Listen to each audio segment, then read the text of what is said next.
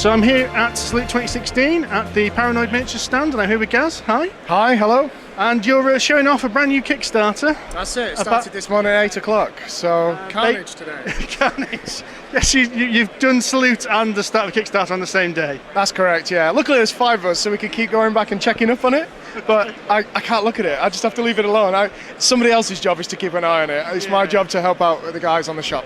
Probably best to leave it a few hours and concentrate on what's happening here. So, as a way of introduction, this is about our favourite great older god, Mr. Cthulhu himself. Yes, and it's the game is loosely based on it. It's inspired by H.P. Lovecraft. It's called Mythos. It's a horror-based skirmish game set in 1920s America. Providence, strangely enough. Okay. So that calls back to some ancient ties. We have insanity, we have flip mechanics based on your sanity level, lots of abilities. There's monsters, but they're pitched at a human level, because most of the stuff from Lovecraftian would just decimate your average guy walking around. Yeah. So how does the game work? A very brief overview of the mechanics. Cool. Pretty much, you build a faction of 5 models. You choose a number of models to take on a scenario. That scenario may be against another faction. It may be a story-driven scenario, which I'll touch on in a moment. Within the game, you'll have your normal way of dying, which is wounds, but we'll also have a sanity tracker. And our pool that we use during the game is called Mythos, based on everything to do with Cthulhu, and therefore the game's name. Yeah. Within that, you draw Mythos, and each time you take Mythos, you take a sanity point. Okay. Now, as your sanity slips, you'll reach a certain threshold or a trigger, and that'll cause your card to either flip or just go insane. At that point, you roll on a sanity table to see what happens. Now, at the beginning of each following turn, you'll also roll on that sanity table. We've got some unusual dynamics within the game, such as live combat, and that is a case of, even as a defender, you can cause wounds to an opponent when they attack you. And that's basically down to the difference in your dice and the additional modifiers. So if you were to attack me and you had a high roll and I had a low roll, it'd be as normal. But if you were to attack me and rolled low and I beat your score, you take wounds, the difference, even though you initiated it. Okay. And that also counts for when you disengage, because that person could be ready for you to pull out. So they might have just got that hit in just before they jumped out that section. So there's that unusual dynamics in it as well. So is that just for the hand-to-hand melee, or is that for, I assume there's range combat and magic as well? Yes, there's arcane and there's range. That is just for melee. But the problem we had initially was finding a way of bringing that to the range stuff. Yeah. And we've done that by giving them the opportunity to move up to 2 inches. So if you fire at me and miss, I dodge, I react, because something's just flown past my ear, it's bounced off my chest, but luckily it didn't hurt me too much. And you've got an option then, you may move up to 2 inches every time that happens to you. That might get you to cover, it might get you out of line of sight, it might get you closer so you can charge that thing next turn because it's just really annoyed you. Fair enough. So you say skirmish game, is it just a straight up line up and fight, or you've got objectives or anything like that? So in the ones that we're most proud of, we have, for example, Portal Jockey. So there's a number of portals on the board, okay. And at the end of each turn you calculate victory points based on how many portals you control.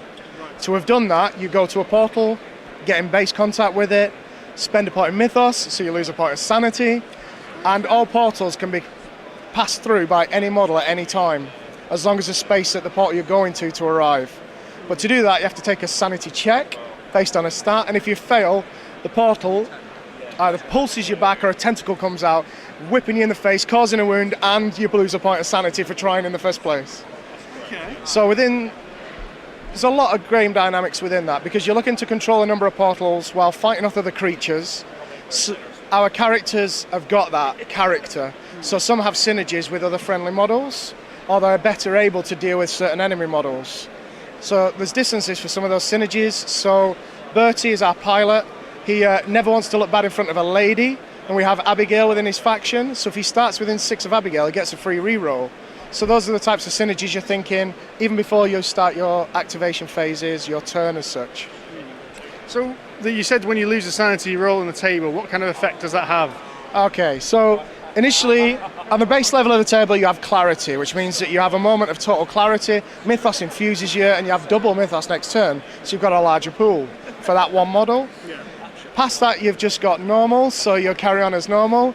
Then we start to slip into some dodgy areas. So you're shaken. That's -1 AP. We have 2 AP per model, except for leaders, which have 3 activation points. And Therefore, that could really stimmy what you can do the next time you activate, because you've only got one thing you can do rather than two. Past that, we're going into Paralyzed, which is exactly that. You activate and you deactivate straight away. One past that, we're getting into real areas of insanity. So you're now starting to do combat damage to yourself, because you're starting to see things crawling on you that you're trying to rip off. Your mind's starting to slip. You're walking into things because you don't realize they're there. Reality's twisting. And then finally, on that 18 plus, that's it. You scream, you're curling a ball, you run off the board, or you just fall down and just your heart gives up right where you are. Okay, that sounds pretty interesting. I assume it leads to some pretty chaotic events then. It does, especially with the sanity, because there's no controlling where you're going to do on that table.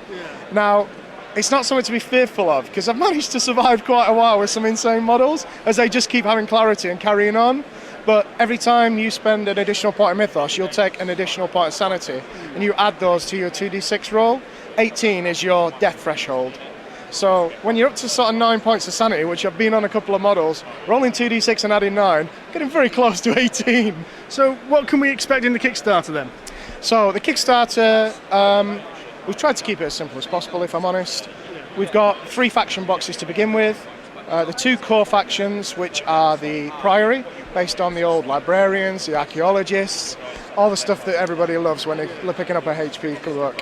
And then on the other side of that, we've got the Hidden Ones, which is the first wave of the Cthulhu-esque creatures coming out of the ocean.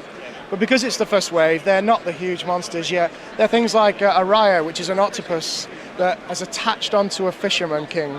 And within that, she uses the oxygen in his blood to survive on land, because she can't do it herself. And that model is now twin-souled. So it has the old salty sea dog, the harpooner, and it also has this creature that's attached to it. And they war constantly. And you've got an option, instead of going insane and flipping, to just use that mechanism, pay a point of Mythos, and flip to another side. So that one's actually got a level of control.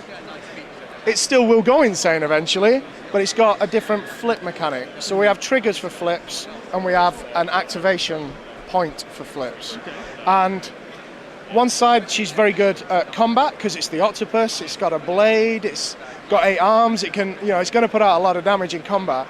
On the flip side, the combat drops and the range goes up, because the whaler takes control. So he's casting this harpoon with super accurate. He's been doing it all his life, grew up on his sea legs. So there's a lot of character within this. And to be honest, I'm still finding some of the synergies that I can do with these characters, and that's really good in the game. I really enjoy that about it. So you mentioned 2 factions there. How many are we going to have in total? The last one is the Custo Crypta. These are an insect-like creature that protected the pharaoh's tombs. They basically were the size of scarabs 5,000 years ago. They were things you see that eat people in there. They'll eat everything else, and then they start eating each other until one survives. And I found that in a lot of nature, you get some asexual creatures that can self-reproduce.